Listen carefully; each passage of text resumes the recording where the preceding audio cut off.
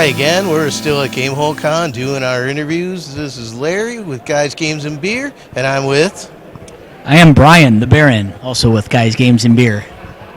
And we're here with... And we are here with... Hi, I'm Banana Chan, and I am not with Guys, Games, and Beer. I am the owner and co-founder of a small box board game and RPG publishing company called Game and a Curry, and I also design and write for role-playing games, board games, all the fun stuff. That is awesome. So, what kind of products do you have out right now? So right now, I have written for Van Richten's Guide to Ravenloft. I have written for Dune, the RPG. I have also written for Scooby-Doo Betrayal at Mystery Mansion. So I did the lead. I took the lead on the haunts for that. And I also have John Should Blend the Banquet Hall, Did you find him?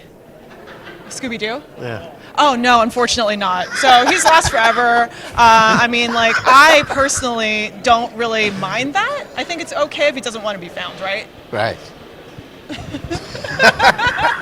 So those are things you've been doing outside of what you've created your small studio. What's going on with your small studio? So my small studio, I co-designed a game called Zhang Shu Blend the Banquet Hall with Senfeng Lim, and we co-published it with Wet Ink Games. That made over $100,000 on Kickstarter last year, and now we are finally physically releasing it this year. But outside of that, I also have 2 Kickstarters this month, so it's been pretty busy. So the one that you said is being released, you mean release? You've filled all the Kickstart orders, and now you're releasing to the public. We are working on fulfilling those orders because, as we all know, we are living in a time of shipping crises and other weird stuff. So your game's in the middle of the Atlantic. Oh, oh no, they're here. Oh, good. But now everyone has to try and figure out where to get them to. Shipping shortages. Yep. And you also mentioned you do a little bit of LARPing. You tell us about that? Yeah, absolutely. So I have a Kickstarter out right now called Suburban Consumption of the Monstrous, and it's a LARP collection of horror games, and it's by Sadia Bees and I. So we are the co-designers for that. There are 14 different LARPs in this book, and they're all American freeform horror LARPs. And so they aren't exactly for kids. They are more geared towards adults. They're more R-rated. One of them is about, or actually most of them are about cannibalism. We have one that's about the end of the world. You're at a Y2K. Tastes like chicken. Yep, absolutely. And you're at a Y2K party, sort of that end of the world type of thing. So that's what I'm working on right now. We have that out on Kickstarter right now, and very excited for that. Awesome. Yeah. Sounds like a lot of fun. The LARPing thing, that's in a Kickstart right now, or is going to launch?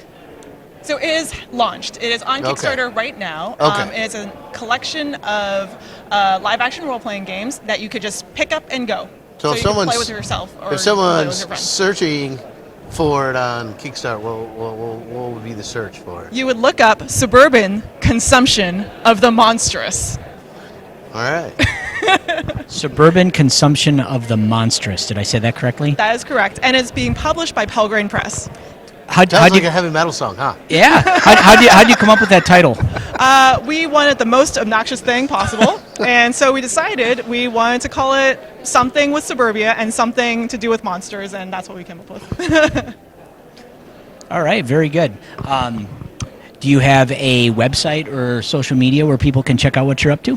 Yeah, absolutely. You can find me on Twitter, Instagram, TikTok at Banana Chan Games. We also have another Kickstarter that's coming out next week. All right. Is it okay if I talk about Absolutely, that? please. Okay, cool. So that is being published through Hunters Entertainment. It's called Exquisite Crime. That is co-designed by myself and Senfeng Lim. And you are psychic detectives trying to figure out a crime by creating the crime as players through exquisite corpse drawings. So I don't know if you all have ever played that, but you're drawing a panel each, and then you unfold it, and then you see the end drawing together.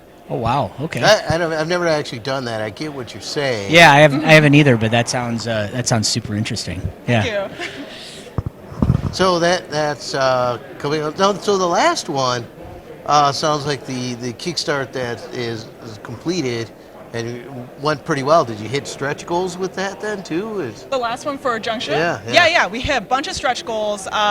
We were trying to get the soundtrack made, but that was a little more pricier, so we didn't get that. But we got a whole bunch of stretch goal writers. We got a whole lot of art done. We got gold foil on the box. That was like what I was looking forward to the most, obviously. So yeah, it went pretty well.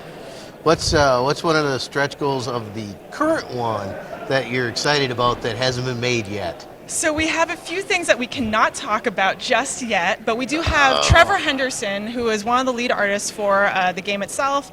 Sadia Bees is doing all the creative artwork stuff for it, creative direction stuff for it. But for stretch goals that we can talk about, we have a vellum wrapping around the book that I'm really excited for. It's got like teeth on it. It's got like bloody mouths like floating around on it. So I'm really excited for that.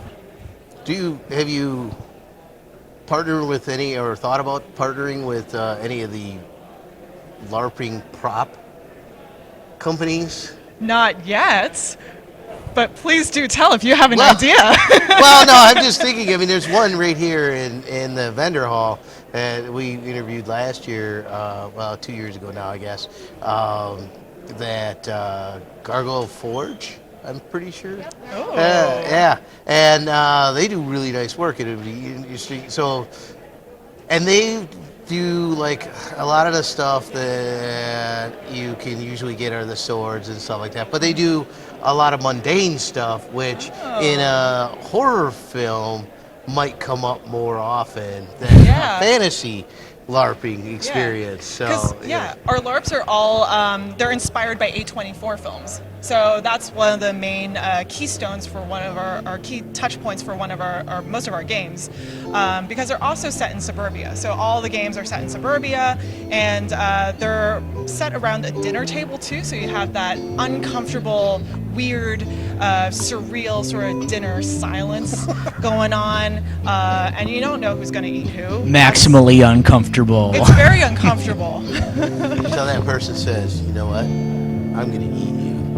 That's usually what happens. Yeah, it's going to happen. In the dining room with the candlestick. Yep.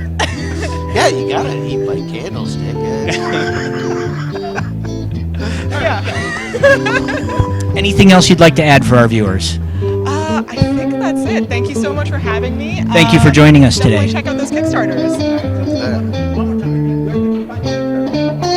You can find my Kickstarters on Kickstarter if you look up Suburban Consumption of the Monstrous, and the next one that's coming out is Exquisite Crime. Very good.